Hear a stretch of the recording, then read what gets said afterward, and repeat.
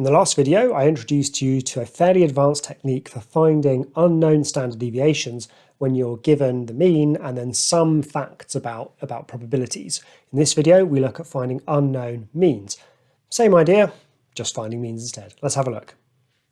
Okay, so it says apples are known to have a standard deviation of 32 grams and the upper quartile of their weight is 196 grams. Find the mean.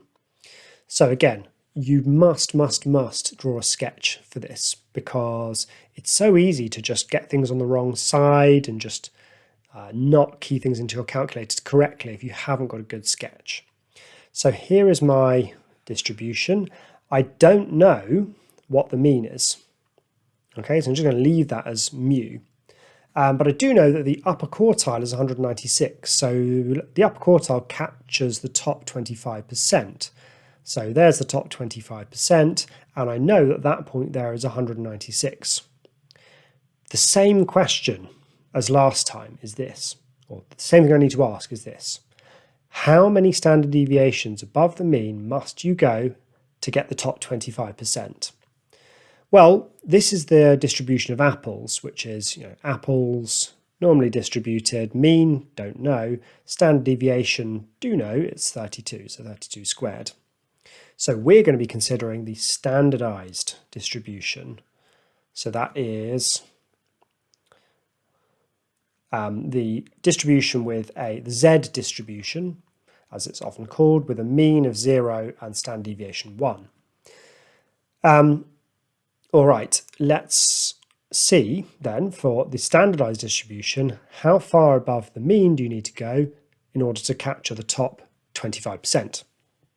Well, go to your calculator, go to distributions and inverse normal, and our area, well, if it's the top 25%, then the area to the left of that is 0.75.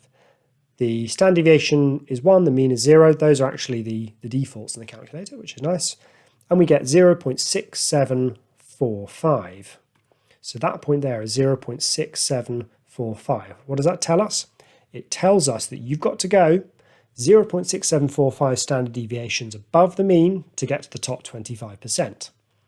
That means that this point that we were told about, 196, was found by starting at the mean and then going 0.6745 standard deviations above it. And we know what the standard deviation is, it's 32.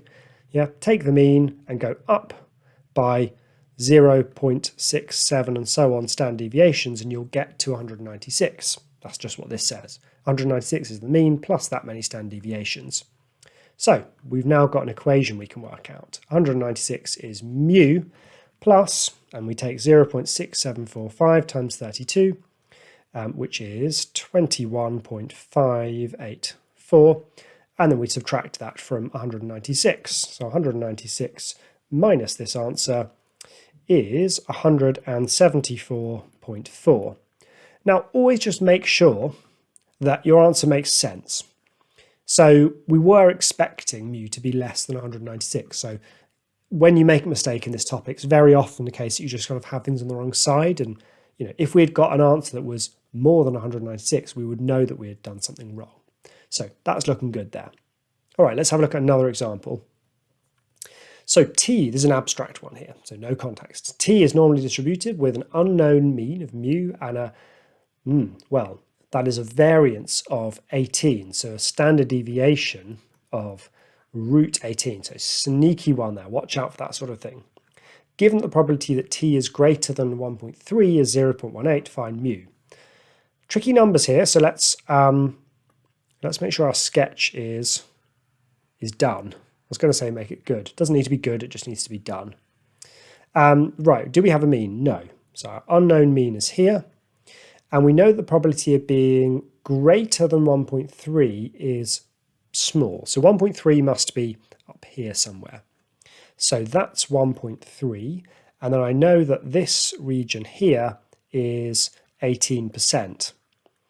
So the question is, how many standard deviations is that?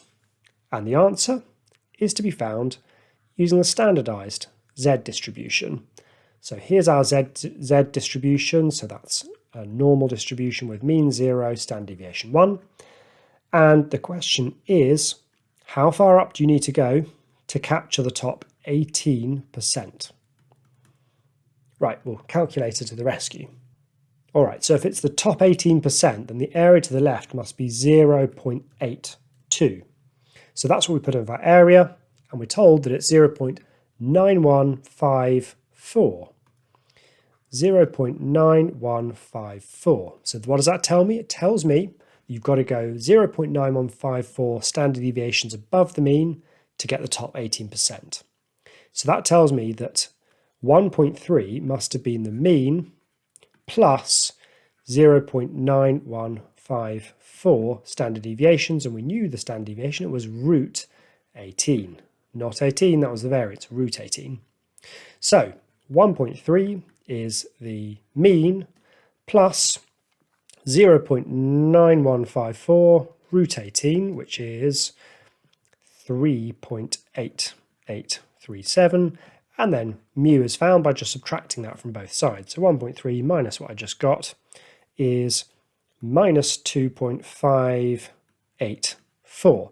Nice little example of having a negative mean. Obviously means can be negative, right? This could have been data about the temperature in North Norway, in Tromsø. There we go. There's a North Norwegian town. Maybe the average at a certain time of year is normally distributed with a mean of minus 2.584. We can have negative averages. All right, so that we've looked at finding means, we've looked at finding standard deviations. In the next video, we look at when you don't know either of them. So I'll see you there.